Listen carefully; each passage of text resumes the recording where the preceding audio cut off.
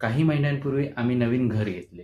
एक दिवस बायकोला भिंतीवरती भेगा पडलेल्या दिसल्या आणि मग काय तिने संपूर्ण बिल्डरच्या खानदानाचा उद्धारच केला. आणि तेव्हा मी जे तिला समजवलं तेच मी आज तुम्हा सर्वांना सांगणार आहे. नमस्कार, माझे नाव युवराज पाटील. मी एक सिव्हिल इंजिनियर आहे. सगळ्यात आधी एक गोष्ट लक्षात ठेवायची आहे, ती म्हणजेच प्रत्येक भेग धोकादायक नसते. नवीन इमारतींमध्ये भेगा पडण्यामागे अनेक सिव्हिल इंजिनिअरिंग कारणं असतात. पहिले कारण श्रिंकेज. त्याला आपण मराठीत संकोचनही म्हणतो किंवा आटणे जाणे असंही म्हटलं जातं.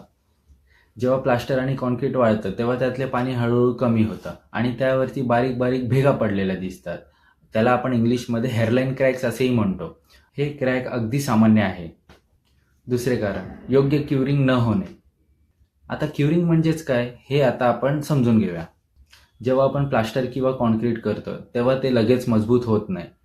त्याला मजबूत होण्यासाठी योग्य प्रमाणात ओलावा लागतो, म्हणजेच पाणी लागते. कॉन्क्रीट मजबूत होण्यासाठी त्याला 7 ते 14 दिवस पाणी देणं आवश्यक आहे.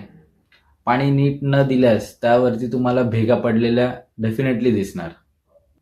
तिसरे कारण तापमानात बदल, म्हणजेच काय टेम्परेचरमध्ये चेंज.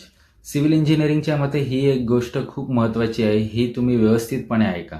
उन्हाळ्यात बिल्डिंग म्हणजे इमारत फुगते आणि थंडीत ती आकंचून जाते.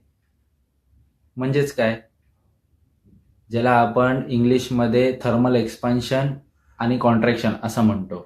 या हालचालीमुळे दारं खिडकीजवळ क्रॅक्स डेव्हलप होतात. चौथे कारण वेगवेगळ्या मटेरियल्सचे वेगवेगळे वर्तन म्हणजेच काय, त्यांचे बिहेवियर. कॉन्क्रीट, प्लास्टर आणि वीट या तिघांचे प्रॉपर्टीज वेगवेगळे आहेत, त्या तिघांचे बिहेवियर्स वेगवेगळे आहेत, म्हणून त्यांच्या जॉईंट्सवरती क्रॅक्स निर्माण होतात. हे क्रॅकसुद्धा अगदी सामान्य असतात. याला आपण इंग्लिशमध्ये नॉन स्ट्रक्चरल क्रॅक्स असेही म्हणतो.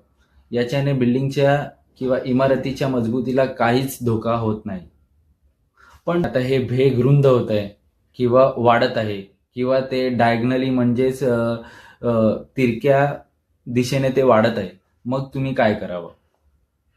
मग आपल्याला काय केलं पाहिजे? तर मग सगळ्यात अगोदर आपले जे पण कॉन्टॅक्टमध्ये सिव्हिल इंजिनियर आहेत किंवा स्ट्रक्चरल इंजिनियर आहेत त्यांना डेफिनेटली संपर्क करा आणि त्या गोष्टीची तपासणी करून घ्या. म्हणून लक्षात ठेवा, नवीन घरांमध्ये सुद्धा भेगा पडलेल्या दिसू शकतात.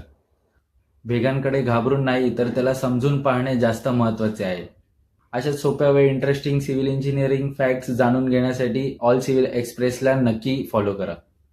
भेटूया लवकरच. आपला विश्वासू युवराज पाटील.